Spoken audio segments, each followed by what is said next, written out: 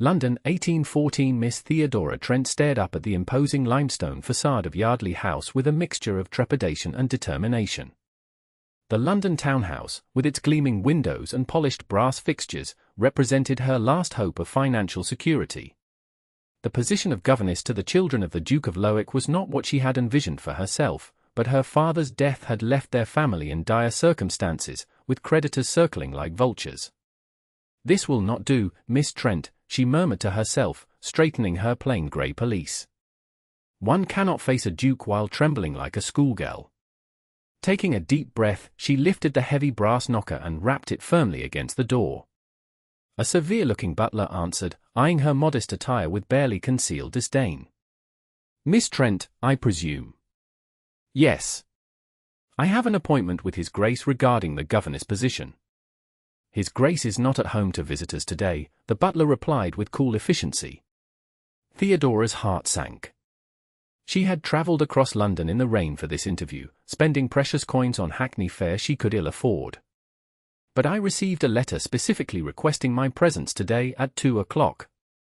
It is now precisely that hour." The butler's expression did not change. "Nevertheless, His Grace is not receiving." "Barton," came a deep voice from within, "who is at the door?" A tall figure emerged from the shadows of the entrance hall. Even without the butler's hasty bow, Theodora would have known this was the Duke of Lowick. Lord Lucas Yardley carried himself with the unmistakable confidence of a man who had never needed to question his place in the world. His dark hair was slightly dishevelled, and his cravat was tied with elegant simplicity rather than the elaborate confections favoured by many gentlemen of the ton. His eyes, a startling shade of green, assessed her with unsettling directness. "Your Grace," the butler said, "this is Miss Trent, here about the governess position." "Ah, yes. Mrs. Winters mentioned you would be calling." The Duke studied her for a moment longer. "Come in, Miss Trent." Theodora stepped into the entrance hall, acutely aware of her damp hem and practical bonnet beside the Duke's immaculate attire. She followed him through a series of elegant rooms to a book-lined study where a fire crackled in the grate. "Please, be seated," he said, gesturing to a chair before taking his place behind an imposing mahogany desk. "Thank you, Your Grace." Theodora perched on the edge of the chair, her back straight, hands folded demurely in her lap. "I understand you require a governess for your children." "My wards," he corrected. "My brother's children. Robert and his wife died 6 months ago in a carriage accident, leaving their children in my care. I am sorry for your loss, Your Grace." Something flickered across his face, pain, perhaps, or irritation at her sympathy. "Charlotte is 8, and James is 6. They have been difficult since their parents' deaths." "Understandably so. Children often express grief in ways adults find challenging," Theodora offered gently. The Duke's eyebrow rose slightly. "Indeed. They have already driven away 2 governesses. The last one departed yesterday after Charlotte released a frog into her bed." Theodora bit the inside of her cheek to keep from smiling. "I see. Do you? Most young ladies would be heading for the door by now." "I am not most young ladies, Your Grace. I have experience with spirited children. So I gathered from Mrs. Winters' recommendation. She speaks highly of your intelligence and capability." He leaned back in his chair. "But I must warn you, Miss Trent, these children require more than intelligence and capability. They require understanding. As do we all, Your Grace." His eyes narrowed slightly at her bold response. "Your references indicate you were educated at Mrs. Rosemont's Academy for Young Ladies. Yet you seek employment rather than marriage." Theodora lifted her chin slightly. "Circumstances have made employment necessary, Your Grace. Your father was Colonel Trent, was he not? I believe I met him once, at a military review." "Yes. He died last year at Salamanca." "A brave man," the Duke said quietly. "I am sorry for your loss as well." "Thank you." Theodora shifted slightly. "Regarding the position, I should like to know my duties and what you expect of the children's education." The Duke seemed almost amused by her businesslike tone. Directness. Refreshing, if unusual in a governess. He steepled his fingers. I expect them to be educated according to their stations. Charlotte should learn the accomplishments suitable for a young lady of quality, and James requires grounding in mathematics, Latin, geography, the usual for a boy who will eventually attend Eton. And what of their emotional well-being, Your Grace? Children who have suffered such a loss may need more than lessons. His face hardened.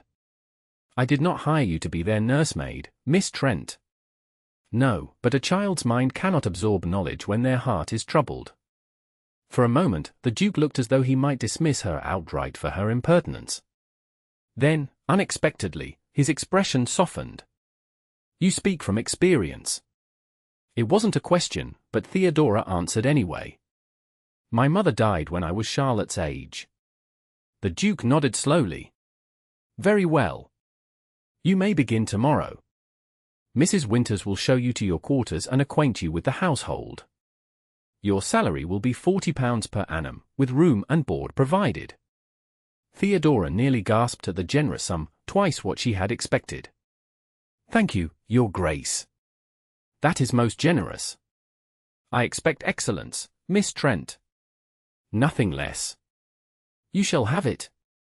Theodora rose, sensing the interview was concluded. The Duke stood as well, towering over her. One more thing, Miss Trent. Yes, Your Grace. The children are all I have left of my brother. Their welfare is of paramount importance to me. Theodora caught a glimpse of vulnerability in his eyes before his aristocratic mask fell back into place. I understand, Your Grace. I shall take great care with them. See that you do. He rang a bell, and a moment later the housekeeper appeared to escort Theodora to her new quarters. As she followed Mrs. Winters up the servants' staircase, Theodora wondered what she had gotten herself into. The Duke of Lowick was known throughout London society as a cold, forbidding man, the Frost Duke, some called him, who rarely participated in social events since his return from the war.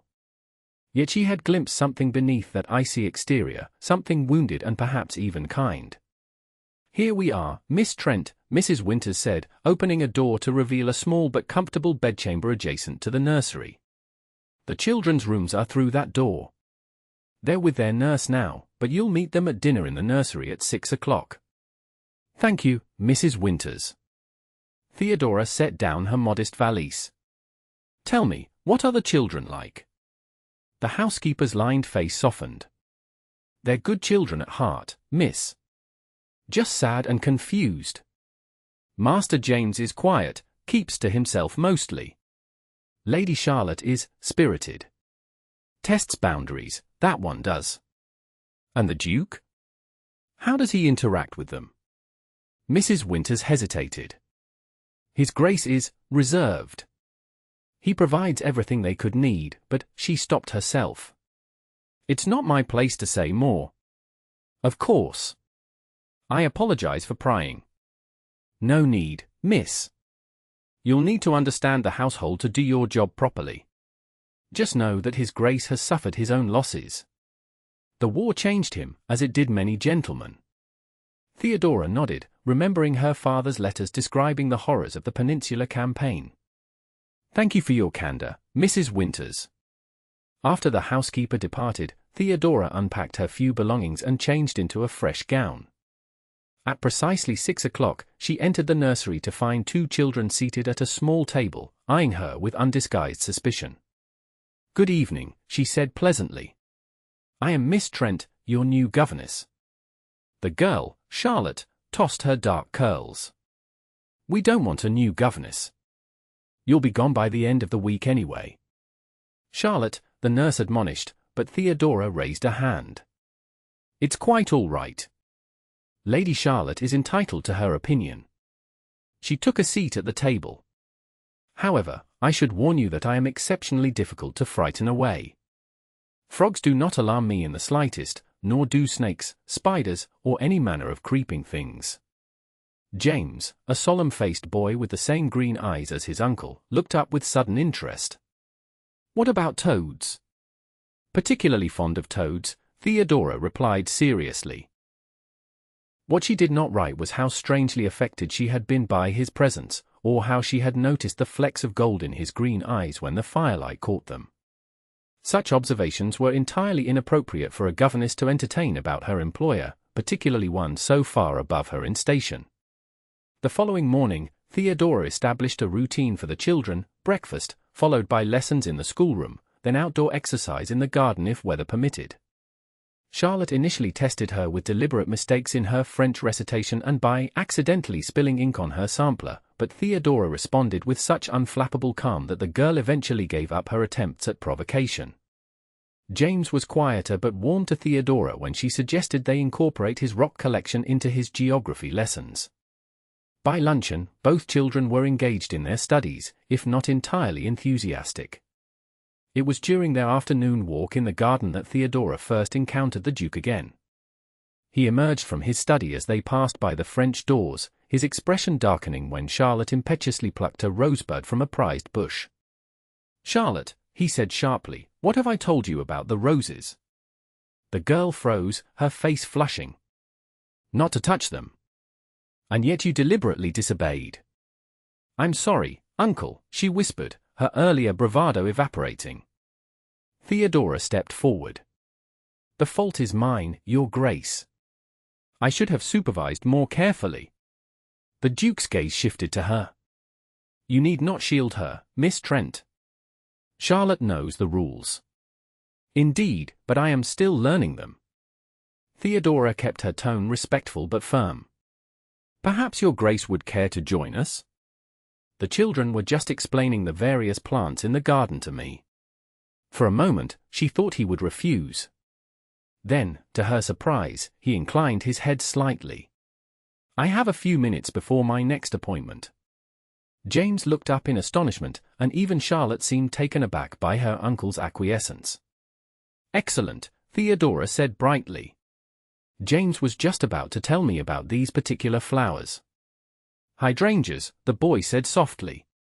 "Mama liked them because they change color depending on the soil." A shadow crossed the Duke's face at the mention of his sister-in-law. "Yes. Elizabeth planted those herself." "Did she garden often?"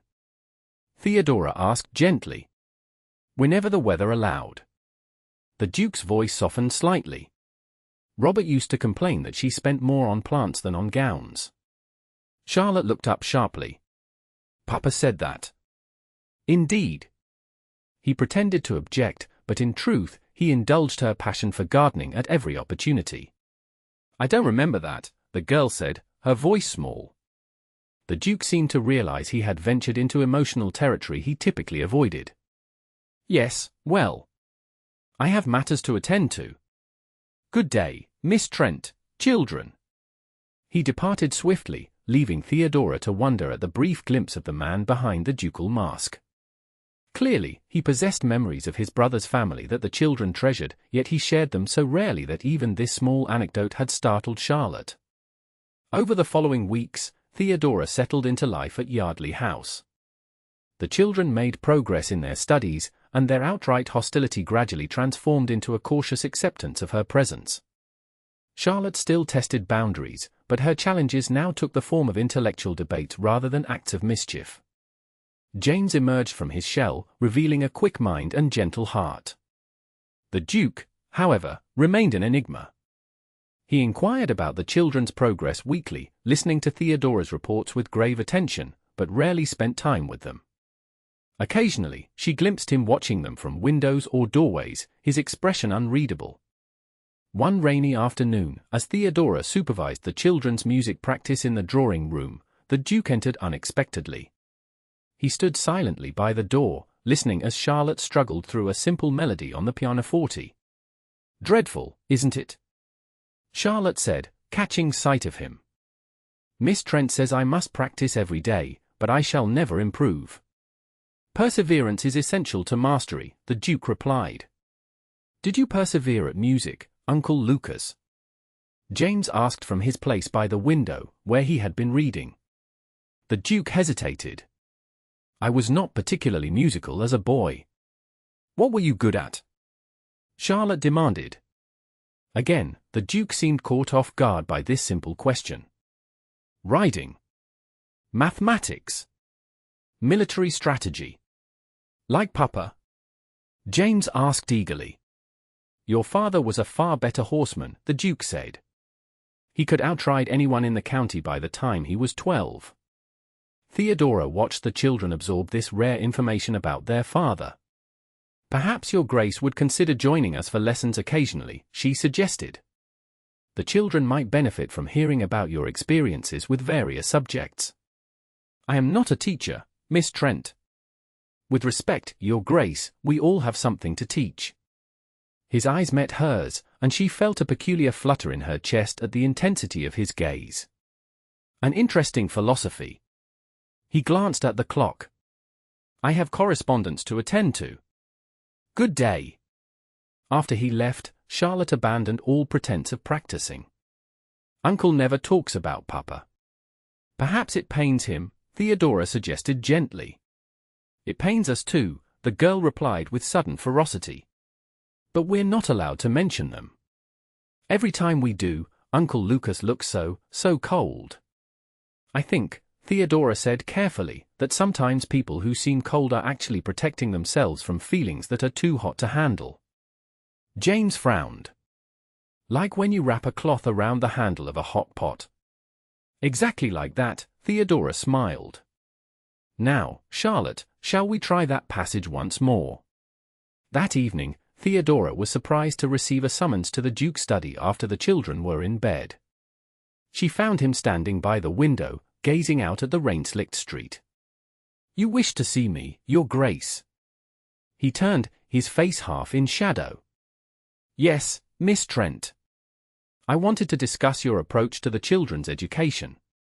Have I given cause for dissatisfaction? She asked, suddenly concerned. No. He moved to his desk, gesturing for her to sit. On the contrary, they seem more settled than they have been since coming to live with me. I am glad to hear it. However, he continued, I wonder if you might be encouraging expectations that cannot be fulfilled. In what way, Your Grace? You suggested I participate in their lessons. That is not possible with my obligations. I understand you are busy, it is not merely a question of time, Miss Trent, he interrupted. It is a question of aptitude. I am not suited to childcare. Theodora studied him carefully. If I may speak frankly, Your Grace.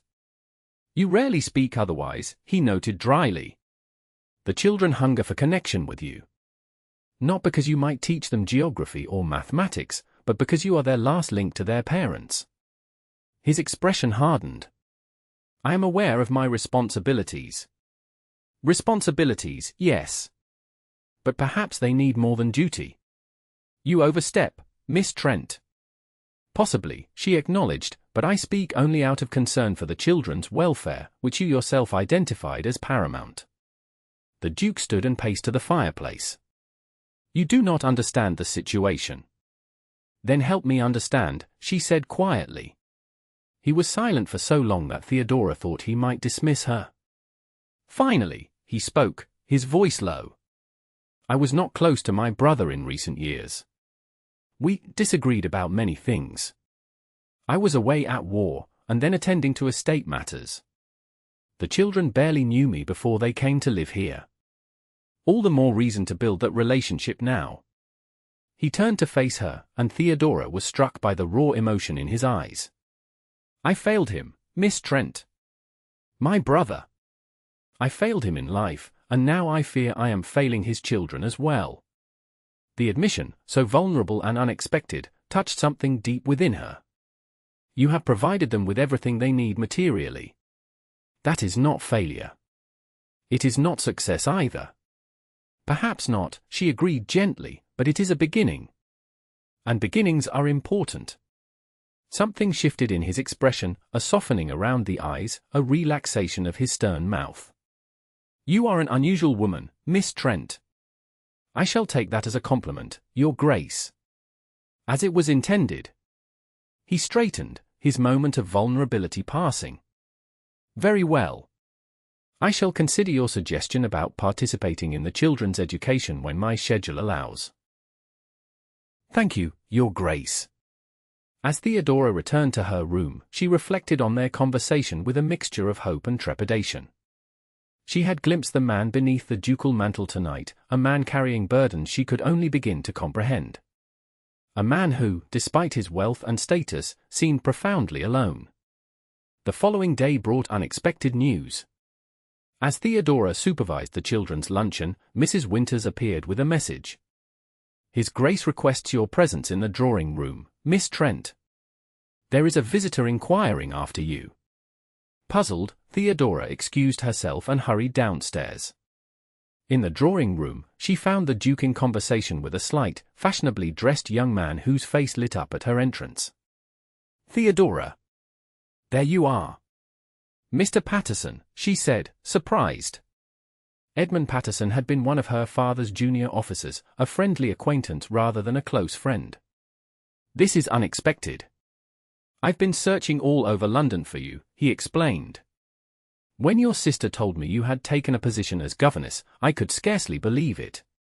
The Duke observed their exchange with an inscrutable expression. I gather you are acquainted with Mr. Patterson, Miss Trent. Yes, Your Grace. Mr. Patterson served under my father in Spain. And have thought of little else but Miss Trent since returning to England, Patterson added with a boyish smile. When I learned of Colonel Trent's passing and the family's reduced circumstances, I felt compelled to offer my assistance. Theodora stiffened slightly. That is kind, but unnecessary. Nonetheless, Patterson continued, I have a proposal that might interest you. He glanced at the Duke. Perhaps we might speak privately. Miss Trent is in my employ, the Duke said coolly. Any proposal affecting her position here concerns me directly. Patterson looked taken aback but quickly recovered. Of course, Your Grace. It's simply that, well, I had hoped to offer Miss Trent my hand in marriage. Theodora gasped. Mr. Patterson. I know it seems sudden, he rushed on, but I've always admired you, Theodora. With my recent promotion and inheritance from my uncle, I can offer you a comfortable life, certainly more suited to your birth and breeding than this. He gestured vaguely at their surroundings, seemingly oblivious to the irony of dismissing a ducal residence as beneath Theodora's station. The Duke's expression darkened. I believe Miss Trent is capable of determining what is or is not suited to her, Mr. Patterson. Of course, Patterson said hastily. I merely meant, I understand what you meant, Theodora interrupted, finding her voice at last. And while I appreciate the compliment of your offer, I must decline. Patterson's face fell. But surely you don't intend to remain a governess indefinitely. Your father would never have wanted, my father would have wanted me to make my own choices, Theodora said firmly. As I am doing now. Will you at least consider it? Allow me to call on you, perhaps. Theodora hesitated, aware of the Duke's intent gaze. You may write to me, Mr. Patterson. But I cannot receive callers while fulfilling my duties here. His Grace would surely allow, His Grace, the Duke interjected, respects Miss Trent's wishes in this matter. As should you. Patterson recognized the dismissal in the Duke's tone. Very well. I shall write, Theodora. I hope you will reconsider. After he departed, an awkward silence fell between Theodora and the Duke. I apologize for the interruption to your day, she said finally. I had no idea Mr. Patterson harbored such intentions. No apology needed. The Duke studied her with newfound curiosity. You seem unimpressed by a proposal that would elevate you from employee to officer's wife. Theodora lifted her chin. I am not seeking elevation, Your Grace. What are you seeking, Miss Trent? The directness of his question caught her off guard. Purpose, she answered honestly. And perhaps, in time, a marriage based on deeper feeling than Mr. Patterson's sudden impulse. A romantic notion. Is it? I had thought it practical. A marriage without mutual respect and affection seems a poor foundation for a lifetime together. The Duke's mouth curved in a rare smile. You continue to surprise me, Miss Trent. I hope not unpleasantly, Your Grace. No, he said softly. Not unpleasantly at all. Their eyes met, and for a breathless moment, Theodora felt something shift between them, something undefined yet undeniably powerful. Then the Duke cleared his throat and stepped back. "The children will be waiting for you." "Yes, of course." Theodora curtsied and withdrew, her heart beating oddly fast. Over the following weeks, the Duke gradually increased his involvement with the children. He began joining them for breakfast once or twice a week, asking about their studies and occasionally sharing anecdotes about his own childhood. To Theodora's delight, he even agreed to accompany them on a visit to the British Museum, where his knowledge of classical antiquities impressed even the skeptical Charlotte. "Uncle knows everything about the Greeks and Romans," she informed Theodora as they returned to the carriage. "He promised to teach James and me to read Latin inscriptions." "Did he indeed?" Theodora smiled, catching the Duke's eye over Charlotte's head. "How fortunate you are to have such a learned uncle." The Duke looked momentarily discomfited by her praise but inclined his head in acknowledgement. "It is fortunate that Miss Trent persuaded me to share that learning, rather than keeping it locked away in my study." The change in him was subtle but unmistakable. Though still reserved, he no longer avoided mentions of his brother and sister-in-law. When James discovered a book of poetry that had belonged to his mother, the Duke spent an evening reading aloud her favorite passages, his deep voice bringing the verses to life as the children listened, entranced. Theodora observed these transformations with a mixture of professional satisfaction and a more personal feeling she dared not examine too closely. The Duke of Lowick was her employer, a man whose social standing placed him worlds apart from a penniless colonel's daughter. That she found herself watching for his rare smiles, treasuring their brief conversations, and wondering about the experiences that had shaped him into the complex man he was, these were indulgences she permitted herself only in the privacy of her thoughts.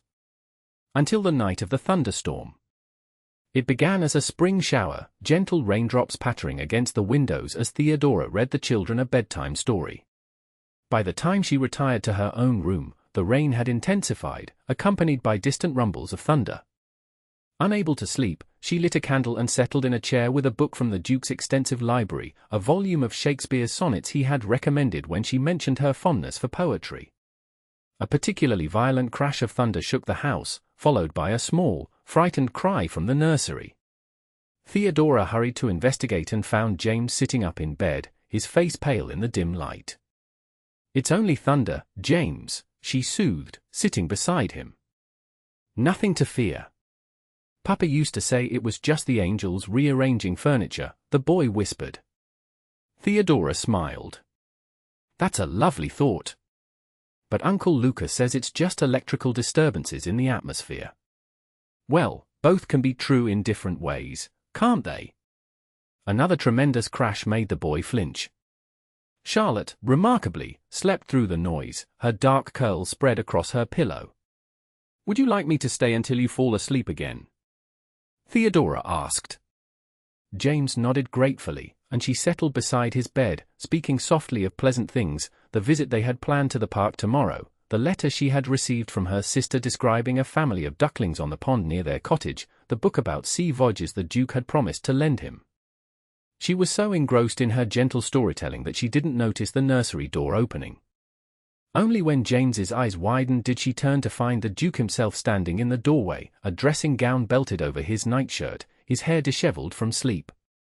"Your Grace," she said, rising quickly, acutely conscious of her own dishabille. She wore only her nightgown and a hastily donned wrapper. "I heard voices," he explained. "The thunder often disturbs the children." "It woke me," James admitted. "But Miss Trent was telling me stories." The Duke approached the bed. "I used to be frightened of storms as well, when I was your age." James looked surprised. "You were?" "Indeed." "Your father, on the other hand, loved them. He would stand at the window counting the seconds between lightning and thunder to determine how far away it was." "Could we do that?" James asked eagerly. The Duke hesitated, then nodded. "Come to the window." Theodora watched as uncle and nephew stood together at the nursery window, counting in unison after each flash of lightning. The Duke's hand rested lightly on James's shoulder, and the boy leaned against him with unconscious trust. You could try, James suggested sleepily. The Duke glanced at Theodora, who nodded encouragingly. I'll leave you to it, then, she murmured, moving toward the door. Stay, the Duke said softly. Please. She settled into a chair by the fire as the Duke perched on the edge of James's bed and began to speak of a boyhood adventure with his brother, a fishing expedition that had ended with both boys falling into the stream. His voice was low and halting at first, but as the story progressed, it gained warmth and confidence. By the time he finished, James was fast asleep, a small smile on his face. The Duke rose carefully and gestured for Theodora to follow him from the nursery. In the dim corridor, lit only by a single candle, he looked younger, less formidable. Thank you, he said quietly. For what, Your Grace? For showing me how to be with them. He ran a hand through his already tousled hair. I have been afraid. Of what? Of failing them as I failed their father. The confession seemed to cost him something, but once begun, the words continued. Robert and I quarreled before I left for the peninsula. Harsh words were exchanged. I returned to England determined to make amends, only to find him. He trailed off. Dead, Theodora finished gently. I am so sorry. The children are so like him. Charlotte has his spirit, James his gentle heart. Every time I look at them, I am reminded of all I can never set right. Without thinking, Theodora reached out and touched his arm. But you can honor his memory by loving his children. That is how you make amends now. In the flickering candlelight, the Duke's eyes searched hers. How did you become so wise, Miss Trent? Not wise, she demurred. Simply familiar with loss. His gaze dropped to where her hand still rested on his arm. She withdrew it hastily, suddenly aware of the impropriety of their situation, alone in a darkened corridor, both in night attire. I should return to my room, she said. Yes, he agreed, though he made no move to leave. Miss Trent. Yes, Your Grace. Lucas, he said softly. My name is Lucas. The intimacy of the moment, the use of his Christian name, sent a flutter through her chest. Theodora, she whispered in return. For a breathless moment, she thought he might reach for her hand, or perhaps even, but he stepped back, breaking the spell. Good night, Theodora. Good night, Lucas. She returned to her room, her heart racing, her mind awhirl with confused emotions. Something had changed between them tonight, something that both thrilled and terrified her. The Duke, Lucas, had allowed her to glimpse the man behind the title, the wounds he carried, the love he struggled to express. And in doing so, he had touched her heart in a way she had never expected. But what could come of such feelings? She was his employee, a woman of modest birth and no fortune. He was a duke, one of the highest-ranking peers in England. The gulf between them was unbridgeable. Yet as she finally drifted toward sleep, Theodora could not help but wonder if, perhaps, in this unconventional household, where a governess could advise a duke and children could heal a wounded heart, other impossible things might also prove possible. The following morning, Theodora half expected the Duke to retreat behind his formal facade, treating their nighttime encounter as if it had never happened. Instead, he joined them for breakfast, greeting her with a warmth that made her cheeks heat. Good morning, Miss Trent, he said, his emphasis on her surname a subtle acknowledgement of their return to proper roles in daylight. I trust you slept well after the storm passed. Yes, thank you, Your Grace. She busied herself helping Charlotte butter her toast to hide her confusion. Uncle Lucas, James said around a mouthful of porridge, you promised to tell me more stories about Papa. Charlotte looked up sharply. You told stories about Papa. Just one, the Duke replied, about a fishing expedition that went awry. The one where you both fell in the stream and came home covered in mud. Charlotte asked eagerly. Mama used to tell that story. A shadow of pain crossed the Duke's face, but he nodded. Yes, that one. Though I'm surprised your mother knew it. She always presented herself as far too refined to enjoy tales of boyish misadventure. She said it was her favorite story about you and Papa, Charlotte said. Because it showed how different you were, but how you always looked out for each other anyway. The Duke was silent for a moment. Your mother was a perceptive woman. Will you tell us more stories? James asked. Please? Perhaps after your lessons, the Duke said, glancing at Theodora. If Miss Trent approves. I think that would be an excellent reward for diligent work, she replied, meeting his gaze with a small smile. The day passed in a blur of activity. The children, motivated by the promise of stories, applied themselves to their studies with unprecedented focus. By mid-afternoon, they had completed their assigned work, and the Duke, true to his word, joined them in the garden to share more memories of their father. Theodora observed from a discreet distance, her heart warming at the sound of childish laughter mingling with the Duke's deeper chuckles. Something was healing in this family, slowly, tentatively, but unmistakably. As the children ran to examine a butterfly that had landed on a rosebush, the Duke approached Theodora's bench. You were right, he said, sitting beside her. About what in particular? About everything. He gazed at the children. About what they needed. About what I needed, though I didn't realize it at the time. I'm glad, she said simply. His hand moved slightly on the bench, his little finger brushing against hers, a touch so light it might have been accidental, except for the way his eyes darkened when she did not pull away. Theodora, he began, his voice low. Uncle Lucas. Charlotte called. Come look at the butterfly. It's the kind from Mama's book. The moment broken, the Duke rose and went to the children. Theodora remained on the bench, her hand still tingling from his touch, her mind awhirl with possibilities she scarcely dared consider. That evening, a letter arrived for Theodora, not from Mr. Patterson, as she had expected, but from her sister Margaret. Forgive me for writing so soon after my last letter, Margaret wrote, but I have received such distressing news that I must share it at once. Our cousin William has finally received word from Papa's solicitor in London. It seems the debt situation is worse than we feared. The cottage must be sold, and even then, there will be little left. I am grateful for your position and the salary you send us, for without it, I do not know how Mother and I would manage. Theodora set down the letter, her heart heavy. She had known their financial circumstances were precarious, but she had hoped the small property in Devonshire might at least provide a home for her mother and sister.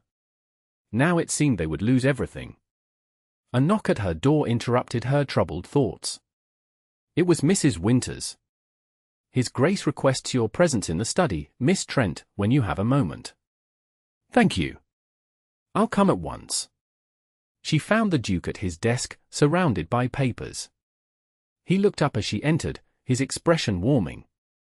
Theodora, forgive me, Miss Trent, he corrected himself, evidently remembering their surroundings and the presence of a footman tending the fire. You wish to see me, Your Grace? Yes. I've received an invitation from my aunt, Lady Yardley, to bring the children to her country estate for a fortnight. She wishes to become better acquainted with them. That sounds wonderful, Theodora said. When would you depart? We would depart, he emphasized. I shall require your presence to maintain the children's routine and lessons. Of course, Your Grace. She tried to ignore the leap of her heart at the prospect of spending 2 weeks in his company, away from the formality of London. He hesitated, then added, Lady Yardley can be formidable. But she was fond of my brother and has expressed genuine interest in the children's welfare. I'm sure all will be well. There is one other matter. The Duke dismissed the footman with a nod, waiting until they were alone before continuing. You seemed troubled when you arrived. Is something amiss? Theodora was touched by his perception and concern. Nothing that need concern you, Your Grace. A letter from my sister with some challenging news about family matters. I see. He studied her face. If there is any way I can be of assistance. You are already most generous, she assured him. My difficulties are not your burden. Perhaps not, he said quietly, but I would like to help, if I can. The sincerity in his voice nearly undid her composure. Thank you, she managed. But truly, it is a matter I must resolve myself. Very good, Your Grace. As she turned to leave, he spoke again. Theodora. She paused, her hand on the door. Yes? Sometimes burdens are lighter when shared. His words followed her back to her room, where she reread her sister's letter with a heavy heart. The Duke's offer of assistance had been kind, but she could not possibly accept it. She was already indebted to him for her position and livelihood.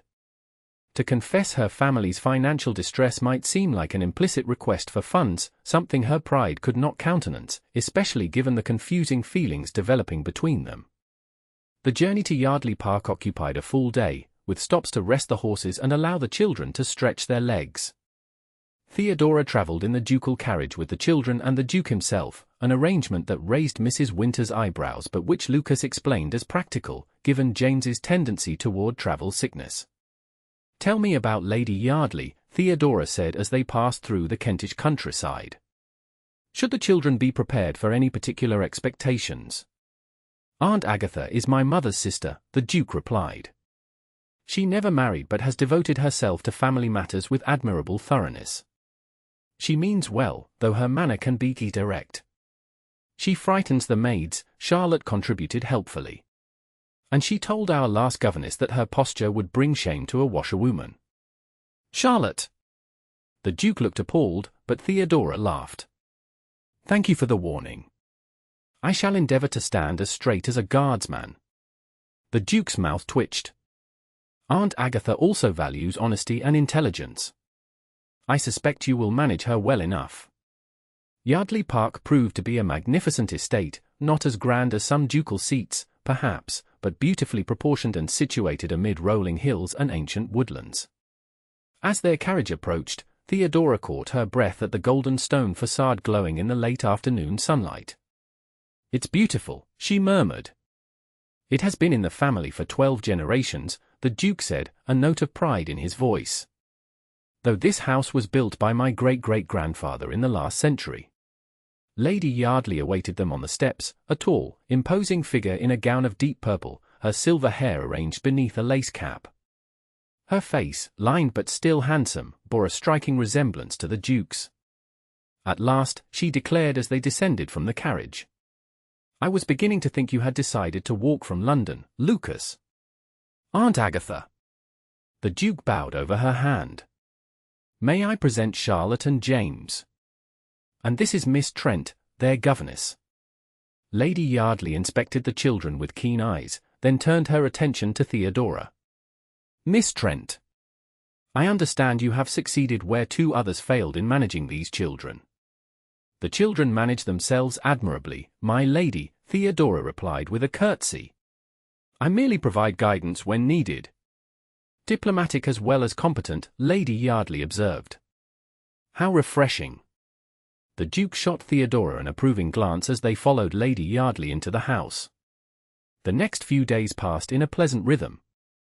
In the mornings, Theodora conducted lessons in a sunny room Lady Yardley had designated as a schoolroom. Afternoons were spent exploring the estate, fishing in the trout stream, collecting specimens for James's natural history studies, or visiting the home farm where Charlotte developed an unexpected affinity for the lambs. The Duke divided his time between estate business and joining their expeditions, gradually relaxing into a warmth and ease Theodora had only glimpsed in London. Here, away from the pressures of society and the memories that haunted Yardley House, he seemed younger, more carefree. Lady Yardley, for her part, proved less formidable than Theodora had feared. Though direct in her speech and exacting in her standards, she showed genuine affection for the children and a surprising respect for Theodora's methods. "You've done well with them," she remarked one evening as they watched Charlotte and James perform a short play they had written. "They were like wild creatures when they first came to Lucas, grief-stricken and angry. Now look at them." "The credit belongs primarily to His Grace," Theodora replied. "He has made great efforts to connect with them." Lady Yardley's shrewd eyes assessed her. "At your urging, I suspect." Theodora felt herself flush. "I merely suggested that the children might benefit from his involvement." The older woman's gaze shifted to her nephew, who was applauding the children's performance with genuine enthusiasm. Lucas has always carried too much on his shoulders. First the war, then the dukedom thrust upon him when my brother died unexpectedly, then Robert's death. He needs someone to remind him that life contains joy as well as duty." Theodora remained silent, uncertain how to respond to this observation that cut so close to her own thoughts. "You care for him," Lady Yardley stated quietly. Of course I respect his grace greatly," Theodora stammered.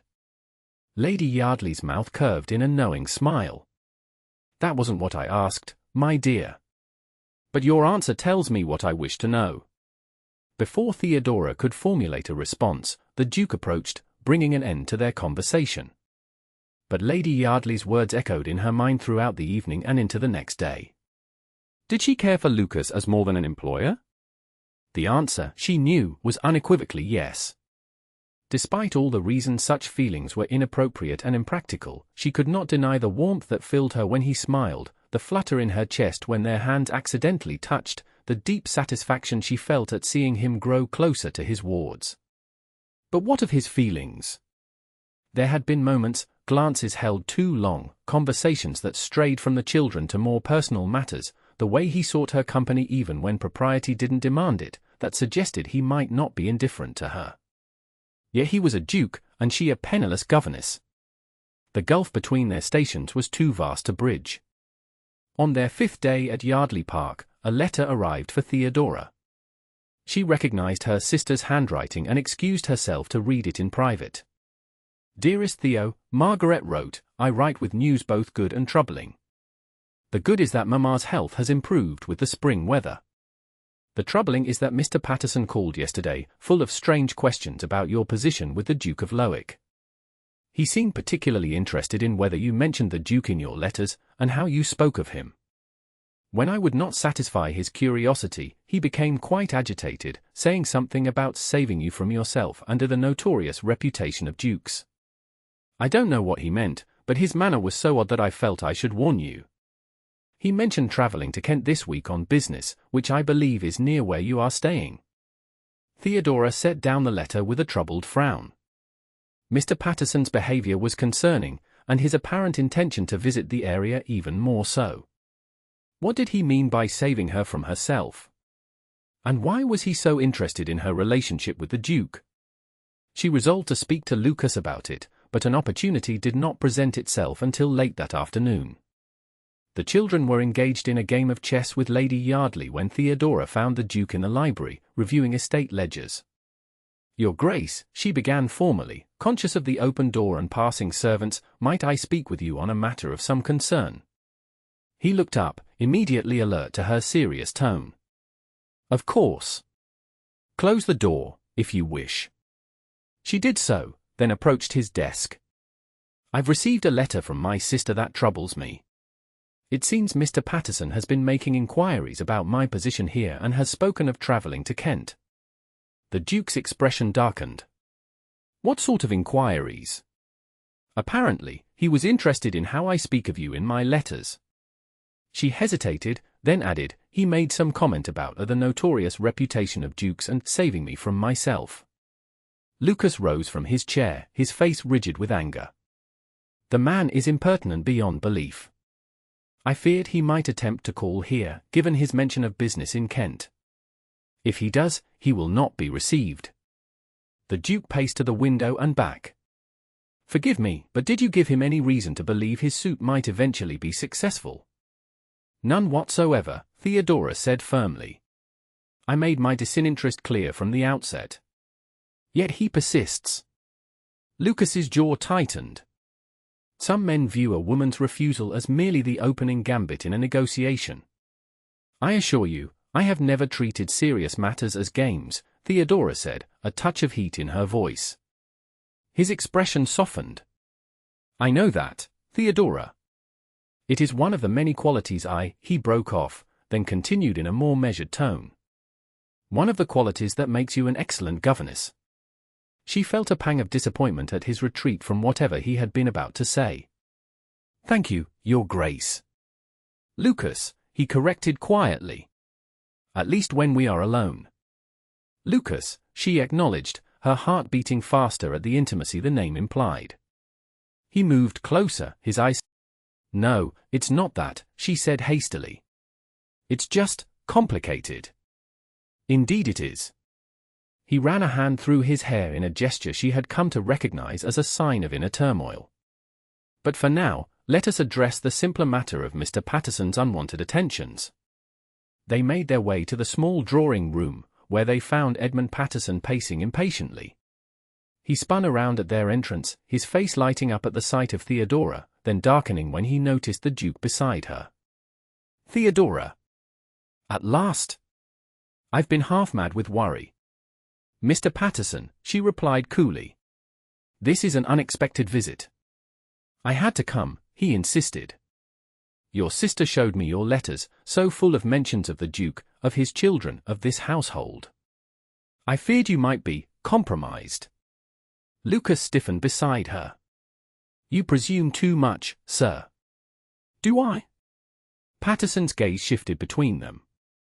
"Everyone knows how these arrangements often proceed. A young, vulnerable woman, dependent on her employer's goodwill, gradually manipulated into, "Stop," Theodora commanded, her voice sharper than she had intended.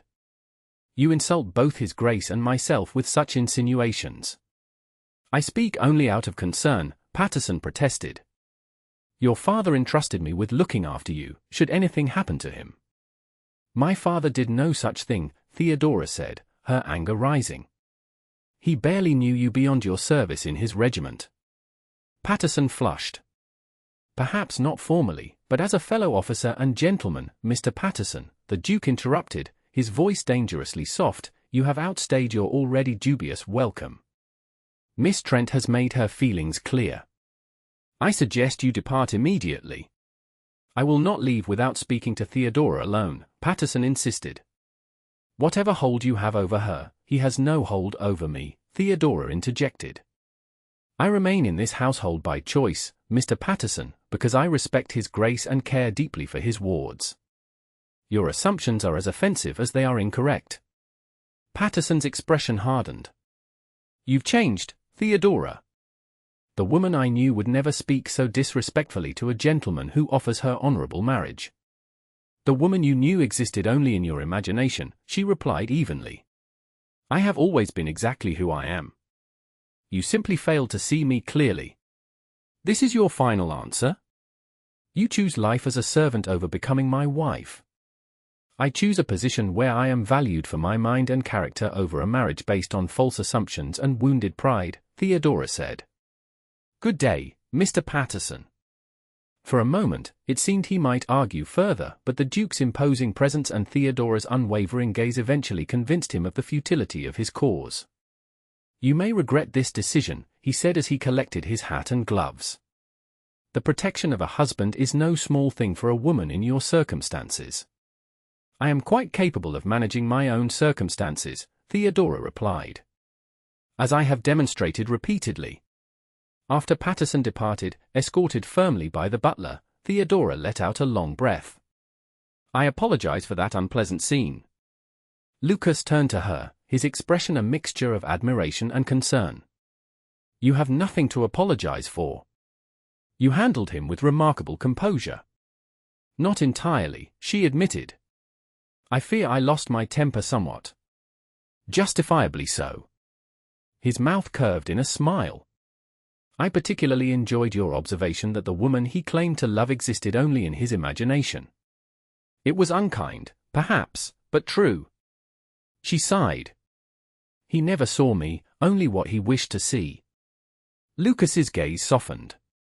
"And what would you wish to be seen as, Theodora?" The question caught her off guard with its perceptiveness. "As myself, I suppose. Neither more nor less than I am. With all my strengths and weaknesses, my hopes and fears." "A rare wish," he said quietly. "Most people desire to be seen only at their best." "And you?" she asked.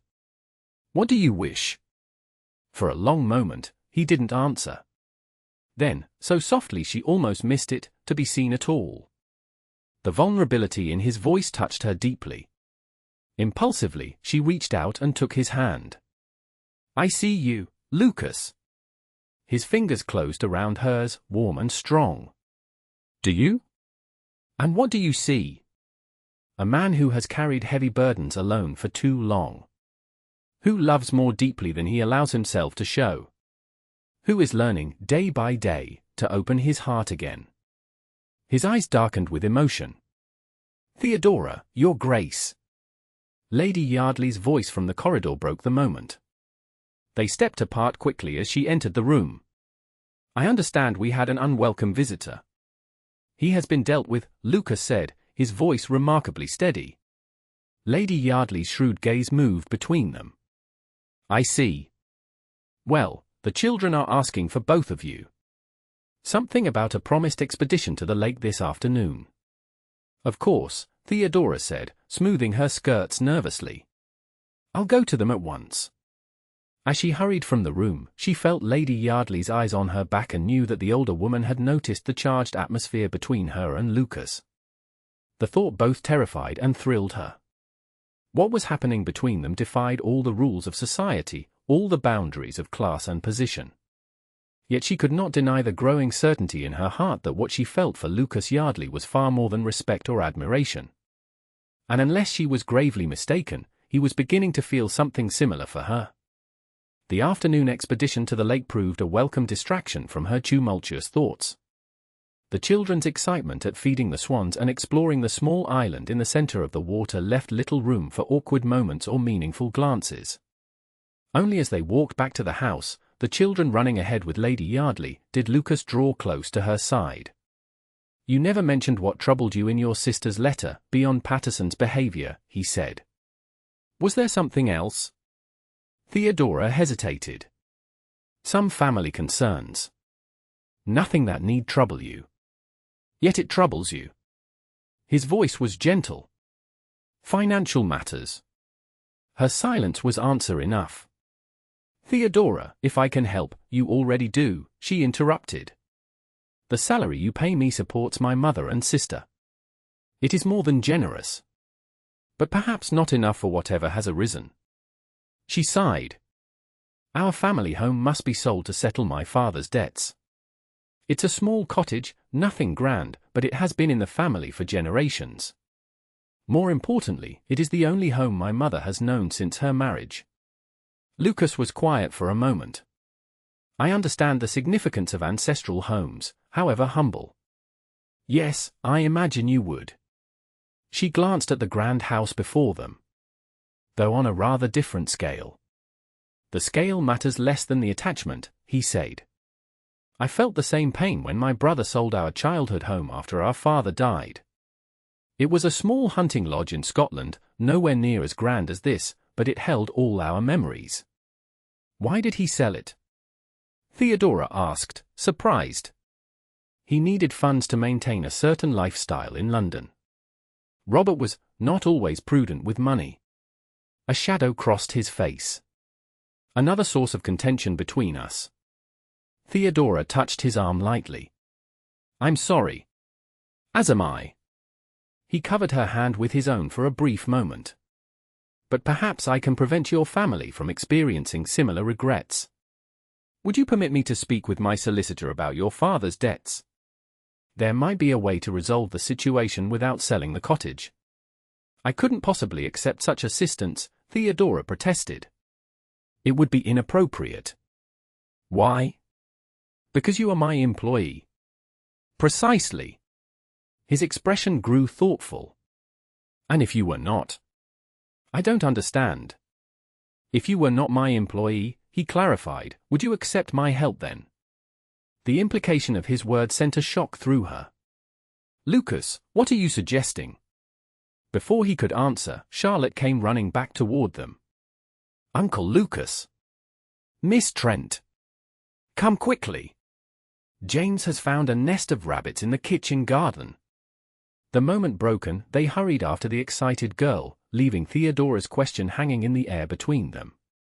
That evening, after the children were in bed, Theodora sat in her room, attempting to compose a letter to her sister but finding her thoughts too scattered to focus. A soft knock at her door startled her from her reverie. Yes, she called, rising from her desk. It's Lucas, came the low reply. May I speak with you? Theodora hesitated, acutely aware. Theodora quickly tidied her hair and straightened her gown before making her way downstairs.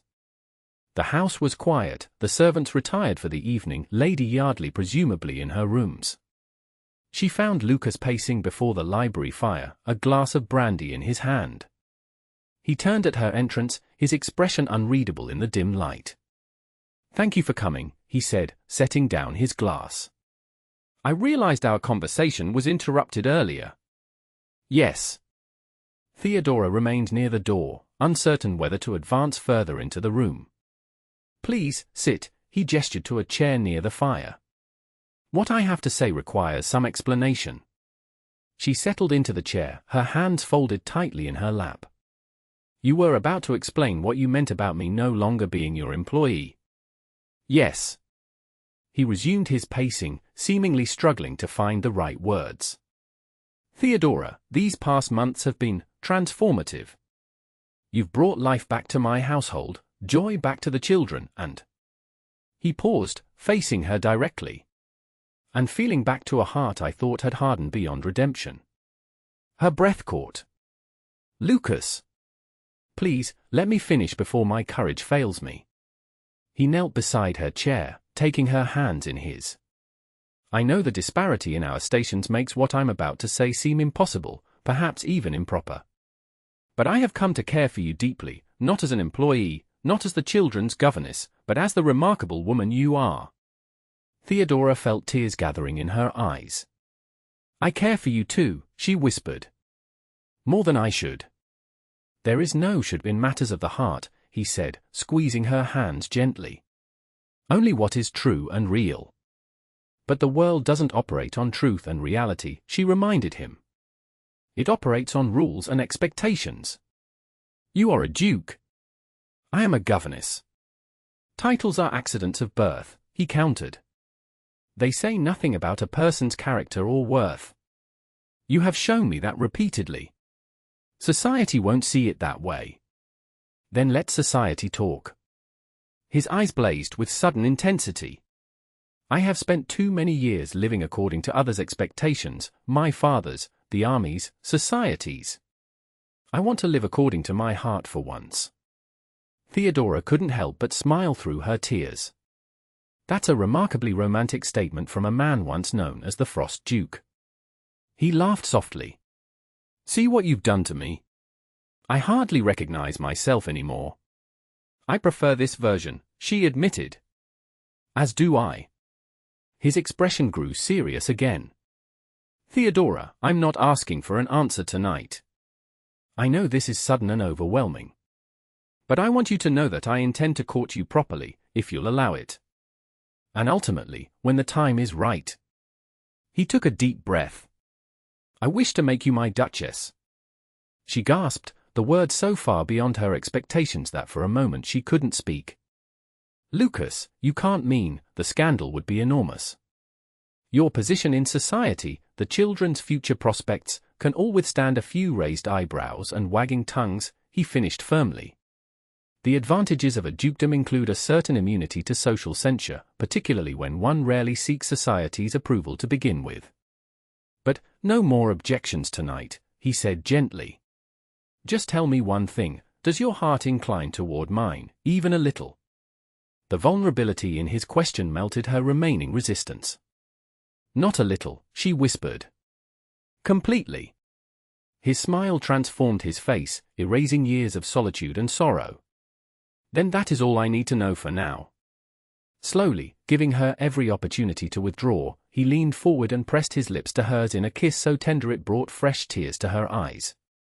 His hand came up to cup her cheek, and she leaned into his touch, allowing herself this one perfect moment before reality reasserted itself. When they parted, he rested his forehead against hers. "Think about what I've said. We'll speak more tomorrow." "Yes," she managed, her heart too full for further words. He escorted her back to the staircase, releasing her hand reluctantly. "Sweet dreams, Theodora." "Good night, Lucas." She floated back to her room in a daze of happiness mingled with disbelief. The Duke of Lowick wished to make her his duchess. It seemed impossible, something from a fairy tale rather than real life. Yet the warmth of his kiss lingered on her lips, the sincerity in his eyes impossible to doubt. But as the initial shock faded, practical considerations began to intrude. How would the children react? What would Lady Yardley say? And beyond the immediate family, how would society treat a duchess who had once been a governess? Would she be accepted or ostracized?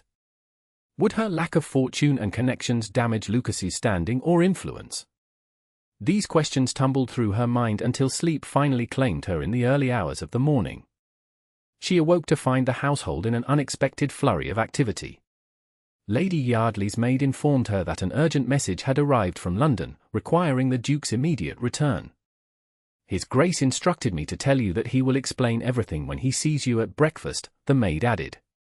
Theodora dressed quickly and hurried downstairs, finding Lucas in the breakfast room with Lady Yardley. His face was grave, all traces of the previous night's happiness gone. "What's happened?" she asked, her heart sinking. "Robert's former steward has embezzled funds from the Children's Trust," Lucas explained tersely. "I must return to London immediately to address the matter with my solicitors." "How dreadful," Theodora said. "Is it serious?" "Potentially very serious." His jaw tightened. "The man appears to have been systematically stealing for years, undetected because Robert was less attentive to financial matters than he should have been." Lady Yardley made a small sound of distress. "You need not speak ill of your brother, Lucas. His faults were known to us all." "I speak only the truth, aunt." He turned back to Theodora. "I had hoped, that is, I wished to continue our conversation from last night, but it must wait until this matter is resolved." "Of course," she said, trying to hide her disappointment. "The children's interests must come first." He held her gaze for a moment longer than propriety dictated, conveying without words that their discussion was merely postponed, not forgotten. "I've instructed that the carriage be prepared for my departure within the hour," he said, addressing both women. "The rest of you should remain here as planned. I hope to return within a few days, once the immediate crisis is managed." "We shall manage perfectly well in your absence," Lady Yardley assured him. "Miss Trent has the children well in hand, and I shall ensure all runs smoothly." After breakfast, Theodora supervised the children's morning lessons, trying to maintain a semblance of normalcy despite her inner turmoil. She caught only a glimpse of Lucas as he departed, a brief meeting of eyes across the entrance hall as he strode to his waiting carriage. With his absence, the house seemed suddenly emptier, the future more uncertain. Had their conversation the previous night been real, or a beautiful dream soon to be forgotten in the harsh light of day and duty? Lady Yardley found her in the garden that afternoon, watching the children play a game of their own devising involving elaborate rules and a ball. "You seem pensive, Miss Trent," the older woman observed, taking a seat beside her on the stone bench. "Just concerned about His Grace's sudden departure," Theodora replied carefully. Lady Yardley adjusted her shawl. "Lucas spoke to me before he left." Theodora's heart skipped. "Oh. About you?" The direct gaze that was so like her nephew's fixed on Theodora's face. "About his intentions toward you." "I see," Theodora said faintly. "Do you?"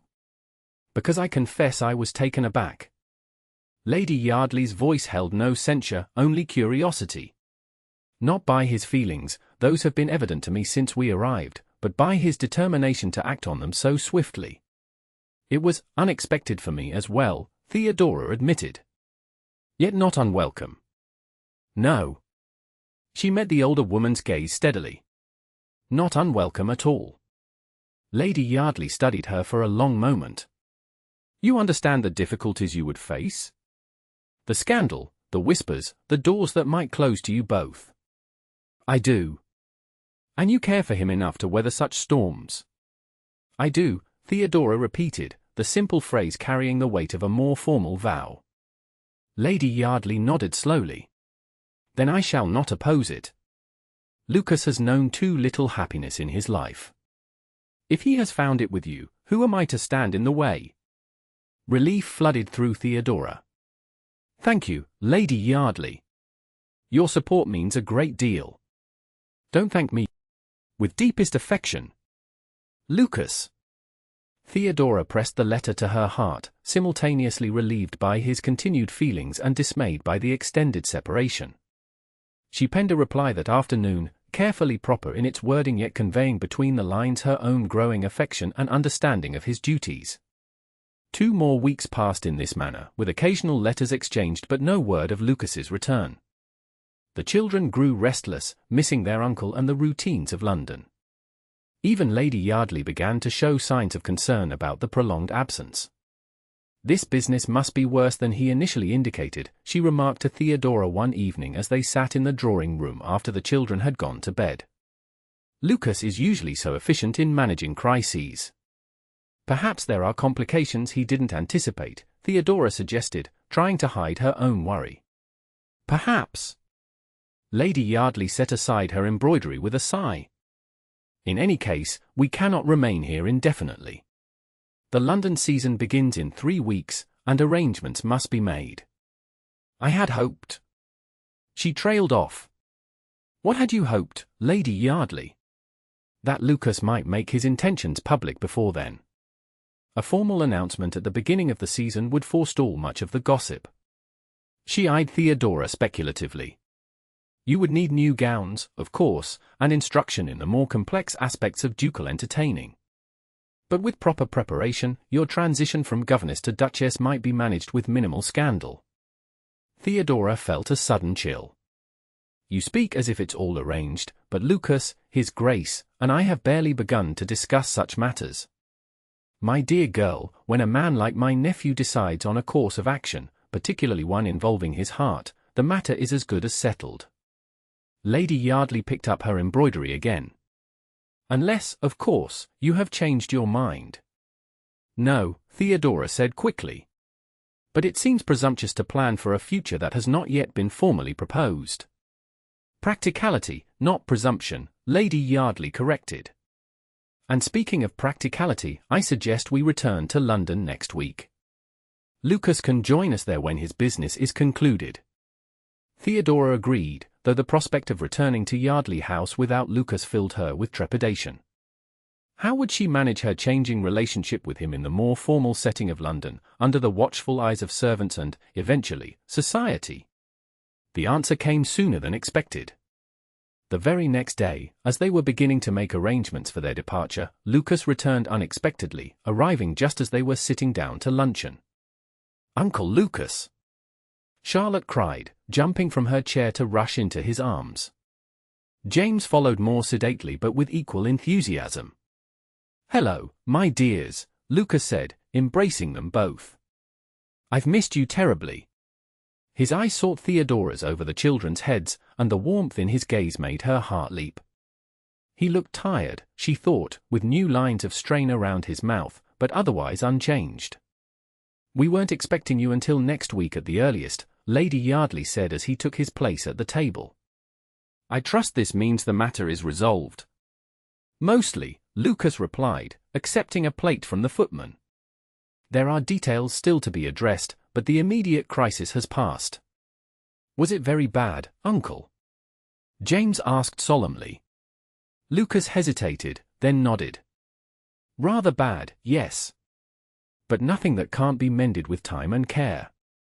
Like when I broke Mamma's porcelain shepherdess," Charlotte said, "and you helped me glue it back together."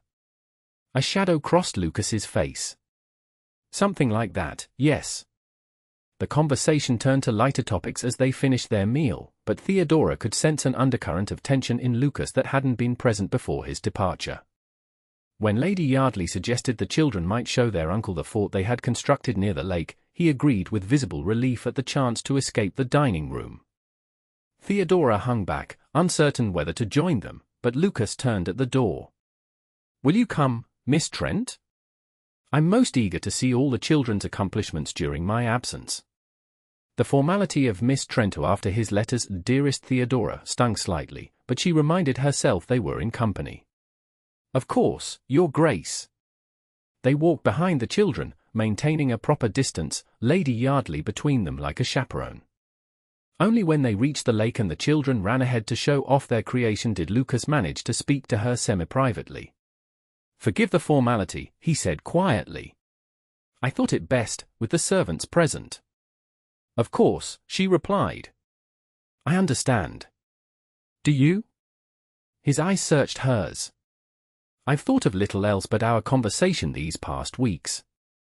Even amid the financial chaos, you were constantly in my thoughts." Her heart warmed at his words. "As you were in mine." He glanced ahead to where Lady Yardley was now examining the children's fort with exaggerated interest, clearly giving them a moment of privacy. "There is much I wish to discuss with you, but not here, not now. Perhaps this evening, in the library, after the children are abed." "Yes," she agreed. "That would be appropriate." "Appropriate," he repeated with a small smile. "How concerned we are with appearances, when what lies beneath them is so much more significant." "Society is built on appearances," she reminded him. "True. But life, real life, is built on deeper foundations." He offered her his arm. "Shall we join the others before my aunt's curiosity overcomes her discretion?" The rest of the day passed in a blur of anticipation. Theodora went through the motions of her duties, listening to the children's lessons and supervising their play, but her mind was fixed on the coming evening and what Lucas might say. After dinner, Lady Yardley announced her intention to retire early, giving Theodora a meaningful look that suggested she was deliberately creating an opportunity for privacy. The children, excited by their uncle's return, required additional stories before finally succumbing to sleep. By the time Theodora made her way to the library, it was nearly 10 o'clock. She found Lucas standing at the window, staring out at the moonlit gardens, a glass of brandy in his hand. "Lucas," she said softly. He turned, and the expression on his face made her heart sink. Something had changed, something beyond the financial troubles he had mentioned. "Theodora." He set down his glass and gestured to the chairs by the fire. "Please, sit." She did so, her hands twisting nervously in her lap. "Is something wrong?" He sighed heavily, taking the seat opposite her.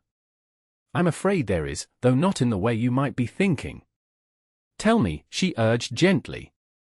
"The embezzlement was extensive," he began. "Far worse than I initially believed. The steward had been systematically stealing for years, with Robert's tacit cooperation." "What?" Theodora gasped. "You mean your brother knew?" "Not precisely. But he turned a blind eye. Accepted the steward's increasingly implausible explanations for missing funds. Perhaps because he did not wish to face the truth, or perhaps because he was complicit in some way." Lucas ran a hand through his hair. "I may never know for certain. What is clear is that the damage to the estate, and particularly to the children's inheritance, is severe." "How severe?" she asked, dreading the answer. "We will not lose Yardley Park or the London house," he said. "Those are entailed with the dukedom. But many of the investments and properties that should have passed to Charlotte and James are gone.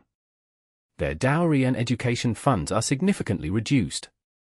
Theodora felt a chill. "I'm so sorry, Lucas. For them, and for you. There's more," he continued grimly. "My own finances are now strained as well. I've had to liquidate investments and borrow against future income to cover the immediate shortfall and prevent a scandal that would damage the family name." Understanding began to dawn. "And this changes us." "Not my feelings," he said quickly, leaning forward to take her hands. "Never those. But it complicates our situation in ways I had not anticipated. Because you can no longer afford the scandal of marrying a governess," she concluded, her voice steady despite the pain lancing through her heart. "No. That is not," he broke off, frustrated. "It's more complicated than that. The situation requires me to make an advantageous match, one that will restore the family's finances and secure the children's future." Theodora withdrew her hands from his, feeling suddenly cold. "I see. Theodora, please understand. If it were only my own happiness at stake, I would follow my heart without hesitation. But I have responsibilities that extend beyond myself. To the dukedom. To the family name. To Charlotte and James. Yes. Theodora, please, she interrupted. Let us part with dignity, while we can still look at each other without bitterness. Let me remember you with fondness, not regret. For a long moment, he stood silent, his face a mask of conflicting emotions. Then, slowly, he nodded. If that is your wish, I will respect it. But know that my feelings remain unchanged, even if circumstances prevent me from acting on them. Thank you, she whispered, unable to say more without breaking down. Good night, Your Grace. She fled the library before he could respond, tears blurring her vision as she made her way to her room. Only when she was alone, door firmly closed against the world, did she allow herself to weep for the future that had seemed so briefly possible and was now forever lost. The return to London 3 days later was a sombre affair. Lucas travelled separately, citing business matters, but really, Theodora suspected, to avoid the painful proximity of a shared carriage. Lady Yardley, informed of the changed circumstances, treated Theodora with a kindness that was almost more painful than censure would have been. Life has a way of taking unexpected turns, my dear, she said as they watched the countryside roll past the carriage windows. What seems a closed door today may open again tomorrow. Some doors are better left closed, Theodora replied softly. Particularly when they lead to impossible dreams. In London, Theodora immediately began inquiries about new positions, writing to her former school and to acquaintances who might know of families seeking a governess. She avoided Lucas as much as possible, interacting only when necessary for the children's sake. He respected her withdrawal, maintaining a formal distance that the servants might have attributed to a return to normal relations between employer and employee, had they not witnessed the growing warmth before their departure for Kent. A week after their return, Theodora received a promising response to one of her inquiries, a position with a merchant family soon departing for India, where the husband had business interests. The salary was generous, the children reportedly well behaved, and the change of continent appealed to her bruised heart. She was composing her reply when a knock came at her door. It was Mrs. Winters. Miss Trent, His Grace requests your presence in the study. Steeling herself, Theodora made her way downstairs. She had not been alone with Lucas since that painful night in the library at Yardley Park. Even now, despite everything, her heart quickened at the prospect of seeing him. She found him at his desk, examining papers with a furrowed brow. He looked up as she entered, and for a moment, the mask of ducal reserve slipped, revealing a glimpse of the man who had once knelt before her and offered his heart. Miss Trent, he said formally. Thank you for coming. Your Grace. She remained standing, though he gestured to a chair. You wish to see me? Yes. He set aside his papers. Mrs. Winters informs me that you are actively seeking new employment. That is correct. May I ask why? Theodora stiffened. I believe we discussed this at Yardley Park. We discussed many things, he said carefully. But I don't recall agreeing that you should leave your position here. It seemed implied by the circumstances. Did it? He rose and came around the desk, leaning against it as he faced her. The circumstances being that I can no longer offer you marriage, but still care for you deeply and value your presence in this household. Your Grace, Lucas, he corrected quietly. At least when we are alone. Lucas, she conceded, her resolve weakening at the vulnerability in his eyes. You know why I must go. It would be too painful to remain, knowing what might have been. And what of the children? They have already lost so much. Would you have them lose you as well? It was a low blow, and they both knew it. That is unfair. Perhaps, he acknowledged. But no less true for it. They adore you, Theodora. And they are already sensing that something is amiss between us. Children are perceptive, she murmured. Indeed they are. Charlotte asked me yesterday if we had quarrelled, and James. He hesitated. James asked if you were leaving because I had been unkind to you. Theodora's heart constricted. What did you tell them? That we had not quarrelled, and that I valued you more highly than anyone in my acquaintance. He stepped closer. Both statements entirely true, if incomplete. Lucas, please. Don't make this harder than it already is. I'm trying to make it easier, he insisted. Stay, Theodora. Not as my future wife, since circumstances prevent that, but as the children's governess and my friend. Friend, she repeated, the word tasting bitter on her tongue. Is that what we are? It's what we must be, he said quietly. For now. For now? Hope flickered briefly before she ruthlessly extinguished it. No, Lucas. There is no for now. There is only reality. You need a wealthy bride, and I need to build a life that doesn't revolve around impossible dreams. And if I find another solution? One that secures the children's future without sacrificing our happiness. Such as? He hesitated. I don't know yet. But given time, time is precisely what I cannot give, she interrupted gently. Each day in this house, seeing you, being near you yet unable to express my feelings, it would be a slow torture for us both. He looked stricken. Is there nothing I can say to change your mind? Nothing except a promise you cannot make, she said sadly. That somehow, despite everything, we might have a future together. Theodora, I've received an offer, she continued, needing to say it quickly before her resolve failed. A position with a family departing for India. I intend to accept it. India? He paled. But that's half a world away. Yes. Perhaps that distance is what we both need. When would you leave? Within the month, if I accept. He turned away, his shoulders rigid with tension. And is that truly what you want? To leave England, your family, everything you know? No, she admitted softly. What I want is impossible. This is merely what I can bear. For a long moment, he stood silent, his back to her. When he finally turned, his expression was composed, though his eyes betrayed his turmoil. I won't try to stop you, he said quietly. If distance is what you need, I will not be selfish enough to deny you. But know this, Theodora Trent, whatever happens, whatever choices we are forced to make, my heart remains yours. Always. Tears threatened, but she forced them back. And mine yours, Lucas.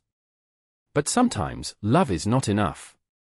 She left him then, before the tears could fall, before she could weaken and accept the half-life he offered, close to him but forever separated by duty and circumstance. In her room, she wrote her acceptance of the position in India, sealing the letter before she could reconsider. Tomorrow she would post it, and then the die would be cast. The following weeks passed in a blur of preparations.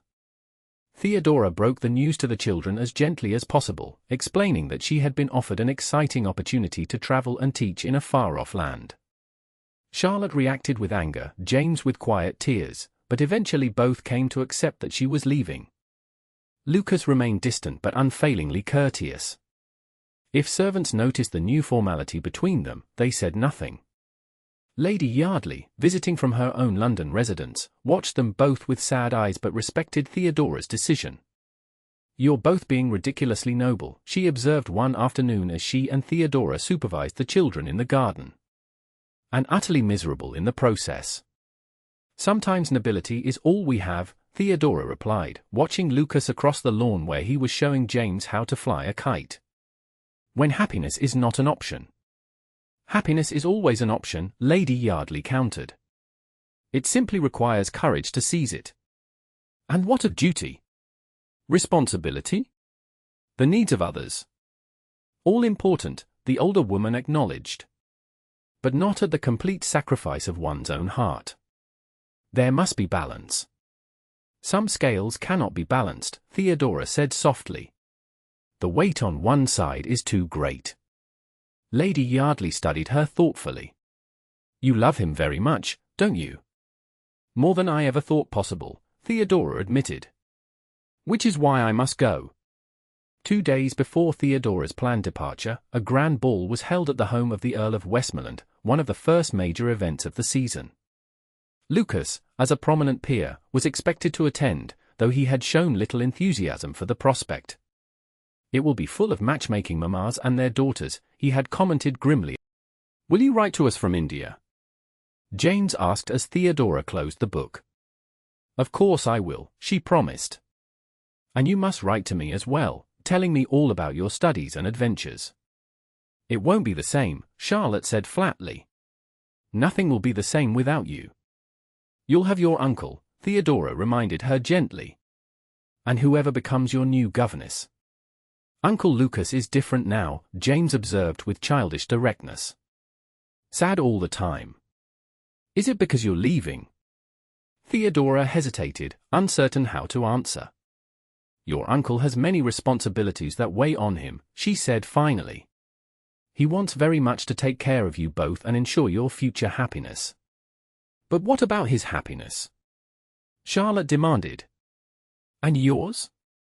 "Adults sometimes must make difficult choices," Theodora said, smoothing the girl's dark curls. "Choices that put duty before personal wishes." "That's stupid," Charlotte declared with the absolutism of youth. "If people love each other, they should be together." "If only it were that simple," Theodora murmured, thinking of all the barriers between her and Lucas: money, status, responsibility, the expectations of society. After the children were finally asleep, Theodora returned to her room to continue packing her few belongings. She had just closed her trunk when Mrs. Winters appeared at her door, looking agitated. "Miss Trent, you're needed downstairs immediately." "It's His Grace, he's been injured." "Injured?" Theodora's heart lurched. "How? What happened?" "A carriage accident on the way home from the ball," the housekeeper explained as they hurried down the corridor. "The horses took fright at something and bolted. The carriage overturned. His Grace managed to crawl out, but he's badly shaken and refused to wait for a doctor." They reached the entrance hall to find Lucas being supported by his valet and the butler, his evening clothes torn and muddied, a cut above his eye bleeding freely. "Lucas!" Theodora cried, forgetting propriety in her concern. "Good heavens, what happened?" "Theodora," he said, his voice rough. "I'm all right. Just a bit battered." "Take His Grace to the study," Mrs. Winters directed the servants. "I'll send for the doctor." "No doctor," Lucas insisted. "Just help me to a chair." The servants exchanged worried glances but obeyed, assisting him to the study where they eased him into a chair before the fire. Theodora followed, her mind racing with concern. "Leave us," Lucas said to the hovering servants. "Except you, Miss Trent. I need to speak with you." Once they were alone, Theodora knelt beside his chair, examining his injuries with gentle hands. "You should see a doctor," she scolded. "That cut needs stitching, and you might have broken ribs."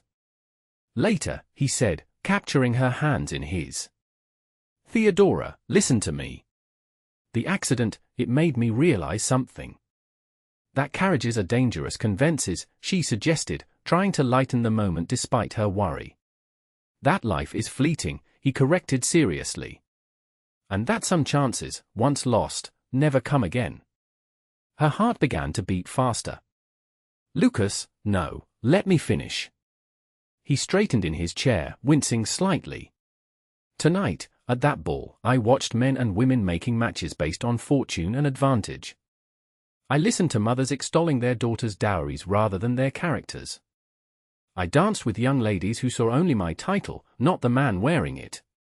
"As society dictates," Theodora murmured. "Yes. And I realized, with perfect clarity, that I cannot do it." His eyes, intense despite the pain clouding them, fixed on hers. "I cannot marry without love, Theodora. Not even for duty's sake." "But the children will be provided for," he interrupted. "Not with the luxury that was once planned, perhaps, but with everything they truly need. I've spent the past weeks restructuring investments, cutting unnecessary expenditures, making arrangements that will secure their education and futures without requiring me to sell myself to the highest bidder. Hope, that treacherous emotion, began to unfurl in Theodora's chest. "What are you saying, Lucas?" "I'm saying that I love you," he said simply. "And that I want to marry you, if you'll have me, despite the scandal and gossip it may cause. I'm saying that some duties transcend others, and that my duty to my own heart, and to yours, is greater than my duty to maintain appearances or increase the family fortune." Tears filled her eyes. "But your position in society can withstand a love match with a woman of intelligence, character, and gentle birth, regardless of her fortune." He reached out to touch her cheek. "Society may gossip, but it will adjust. Dukes have married for love before, even inappropriate love by some standards." "And Lady Yardley?" "The children. My aunt has already given her blessing, conditional only on your acceptance," he said with a small smile. "As for the children, I believe they would be overjoyed to have you remain in their lives permanently, as their aunt rather than their governess." Theodora could scarcely believe what she was hearing. "You're truly asking me to marry you? Despite everything?" "I am." He shifted in his chair, grimacing slightly with pain, then slid to one knee before her. "Theodora Trent, will you do me the extraordinary honor of becoming my wife? Not for my title or position, but for the man I am and the life we might build together." "Yes," she whispered, tears flowing freely now. "Oh, Lucas, yes." He gathered her into his arms, heedless of his injuries, and kissed her with all the pent-up passion of the weeks they had spent apart. When they finally broke apart, both breathless, he rested his forehead against hers. "I thought I'd lost you," he murmured.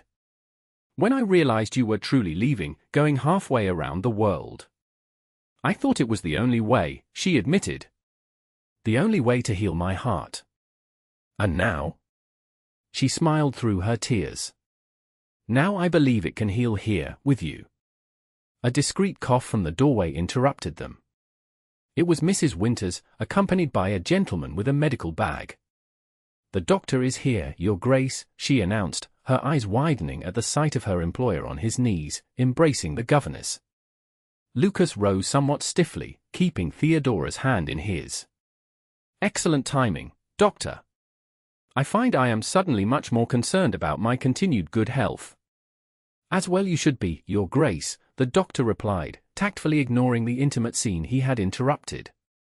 "Carriage accidents can result in serious injuries." "Yes, but I have excellent motivation for a swift recovery," Lucas said, his eyes never leaving Theodora's face. "A wedding to plan." Mrs. Winters gasped audibly, and the doctor's eyebrows rose nearly to his hairline. Theodora felt herself blush, but the joy bubbling within her was too great for embarrassment. "A wedding?" Mrs. Winters repeated faintly. "Indeed," Lucas confirmed. "I have asked Miss Trent to become my wife, and she has graciously consented." The housekeeper's face moved through a series of expressions: shock, confusion, and finally a cautious happiness. "Well, then. Congratulations to you both." "Thank you, Mrs. Winters," Theodora said warmly. "I hope we can count on your support in the days ahead." "Of course, miss, that is, I suppose I should begin practicing, Your Grace," the housekeeper said with a small smile. "There will be time enough for that later," Lucas said. "For now, I believe the doctor wishes to examine my injuries, and Miss Trent should rest. We have much to discuss tomorrow." Reluctantly, Theodora took her leave, pausing at the door for one last look at her future husband. Despite his disheveled appearance and the cut above his eye, he had never seemed more handsome to her, or more beloved. "Good night, Lucas," she said softly. "Good night, my love," he replied, the endearment sending a thrill through her. "Sweet dreams." As Theodora ascended the stairs to her room, soon to be exchanged for the Duchess's chambers, she reflected on the extraordinary turn her life had taken. 6 months ago, she had arrived at Yardley House desperate for employment, expecting nothing more than a position that would support her family. Now she was to become a duchess, wife to a man she loved with all her heart. But more than the title or the security, what filled her with joy was the knowledge that she had found in Lucas a true partner, a man who valued her mind and heart above all else, who had chosen love over convention, and who would face whatever challenges came their way with the same courage he had shown tonight. In the nursery, Charlotte and James slept peacefully, unaware of the changes morning would bring. Theodora paused in their doorway, watching their small forms rise and fall with each breath. Soon they would be her niece and nephew, her family in truth as they already